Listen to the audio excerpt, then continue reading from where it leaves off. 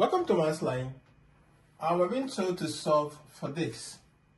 And when you have something like this, what comes to the back of your mind first is to understand the question, because we're being given the square root of 16. That is square root of 16 divided by the square root of 2, 6, 2, 5.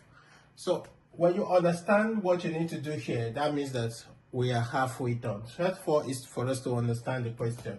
Now, there's what we call the nested radical, which means that we have to solve from inside outside. So for us to do that, if we have something like this, we first of all take the square root of this.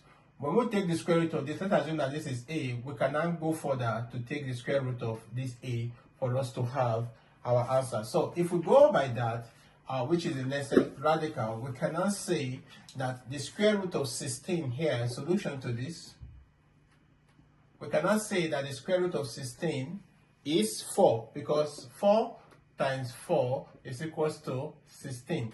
So we can say that this is the square root of 16, which is 4, that has been given to us. So we've taken this first one out. Now let us go to this other one.